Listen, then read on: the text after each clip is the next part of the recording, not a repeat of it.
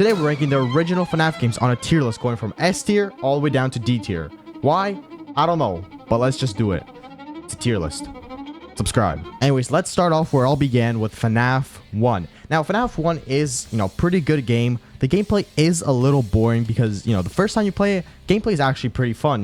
Door to door, it's pretty easy to learn, pretty fun, and the 420 mode is challenging, but with the nowadays strats, that mode is way too easy. But FNAF 1 is where it all started. That's where all the lore went. That's where all the, characters originated from. It's the starting game. But honestly, every time I played it, other than the first time, it's been honestly boring because the gameplay, it's kind of repetitive. It's just the same thing over and over again. Close the doors and check the cameras. There's only 4 characters. Very easy to learn. It's not even hard, but I do like the lore. And just because it's an original FNAF game, it's the first one, it's gonna go into A tier. Anyways, moving on to FNAF 2, the game that continued it, and they're also releasing a movie soon. FNAF 2 is definitely an interesting one. There's more characters, and it is much harder. It's way harder than FNAF 1. But overall, I think the gameplay is sort of the same. I do like how hard it is, but there isn't really that much lore. Like, we know the year happened, we know all the characters. There isn't really too much lore to it. I like the mini games, but unfortunately, FNAF 2 is just, I don't know, something about it I just don't like. So I think FNAF 2 is going to go into B tier. It's a good game. It continued the franchise. It has iconic characters, even getting a movie soon, which is why it's higher up than it should be.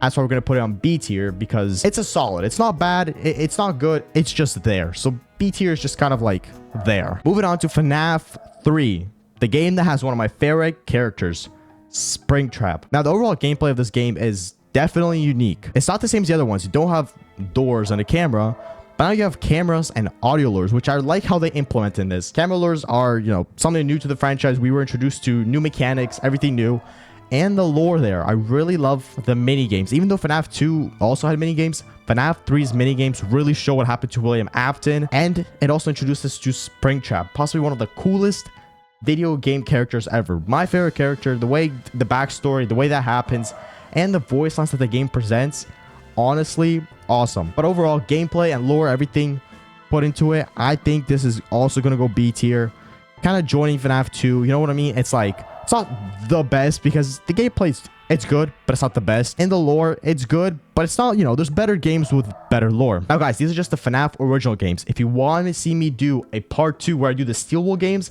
let me know in the comments and subscribe. Anyways, moving on to my favorite game, FNAF 4. Now for this one, I might be a little bit biased, but let's just talk about it. So FNAF 4, the 4th installment in the series, it's honestly pretty good. Gameplay wise, we were introduced to a whole new mechanic. We're not in office anymore. We're a child moving around a bedroom. We still have doors, but we don't have cameras. Now we have a flashlight and we have a bed behind us and a closet to take care of. Like, what? And all the original animatronics were revamped into these nightmare looking things, which honestly, character mechanic wise, probably the best one out of them all. I might be a little bit biased because of how much I played it, but I think you guys agree. The mechanics and characters, they just look awesome. The characters are sick, especially Nightmare and Nightmare Fredbear. They look sick. Lore-wise, I think it's a heavy one. Now, FNAF 4 was originally supposed to be the last game in the series. It was supposed to be like a dream thing. I don't know. Talk to Scott about it, not me. I don't make the theories. Anyways, but lore-wise, FNAF 4, the mini games, the box split the franchise into 2 sides. People are thinking, oh, the box has that. Oh, the box has that. But honestly, just because of that, FNAF 4's lore is so packed. Also, FNAF 4 gave us iconic moments like the Bite of 83. Was that the Bite of 87? And honestly, FNAF 4 overall, the goated game. I feel like it's the GOAT of original FNAF games. The best lore, best mechanics, even the best designs in all of FNAF. I'm pointing it out. I'm saying it now. Best designs in all of FNAF and FNAF 4. And for those reasons, this game is going into S tier. FNAF 5. The game that I first hated when I played it because it was so confusing, but over time, I started to like it. Anyways, let's talk about it. Mechanics-wise, we were introduced to a lot. Like, it was a whole new thing. You don't just sit in the office or in a room like in the other games. You actually do stuff, which I love. That's why it's already going to be up high. Now, lore-wise, there was a lot of stuff, but it wasn't like direct lore. So lore, there wasn't too much, but it was still pretty cool. We got a whole set of new characters again. Now, it was actually honestly pretty hard. Night 5, the first time I played it, Night 5 took me a week to beat. I could not do that springlock thing. I still fucking hate that springlock suit. First time I ever played it, it was hell. Literally purgatory. That's what William Afton felt like. But I think that's what's good about it. The fact that it's hard. Because if a game's easy like FNAF 1, you can just play it over and over again. But it's easy. There's no challenge. But a game like FNAF 5, even if you play it 3 times, you're still going to have trouble on some areas, no matter how good you are.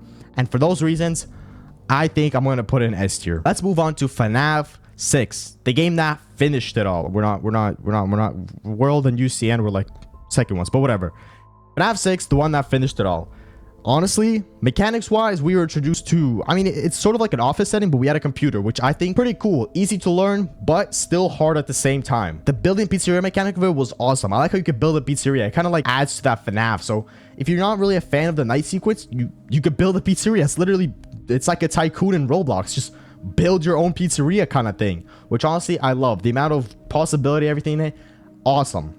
Lore wise, oh boy, we gotta talk about the FNAF 6 lore. Henry's speech, the GOAT of speeches, all of the voice lines, everything, all of the little stuff you could buy. The lore is packed. I mean, to be fair, it was the last game out of the original, so it had to be packed, right?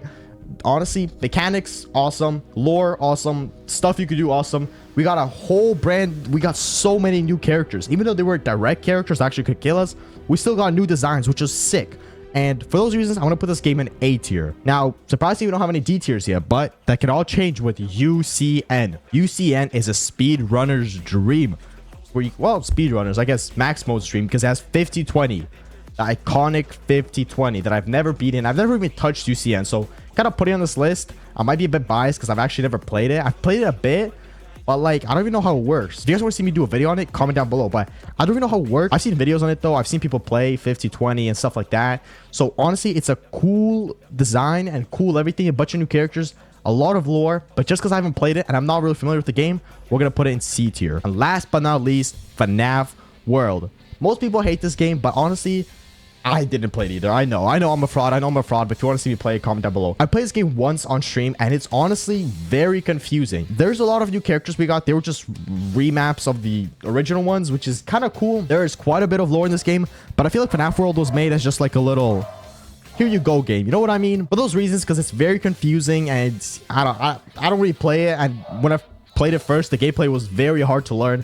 For those reasons, unfortunately, it's gonna have to go in our first D tier. And there you have it. I don't know, do you guys agree with this tier list? I personally think this is the best representation of tier list. So now that people ask what are my top 3 games, FNAF 4 number 1, Sister Location number 2, and FNAF 6 number 3. Now these are just the Scott games. If you want to actually see me do Steelwood games, that list changes a lot because we bring in Security Breach to that. So what do you guys think of my tier list? Was it good? Was it bad? Do you agree? Do you not agree? Well, let me know in the comments and like and subscribe. I'll see you on the next one. Peace.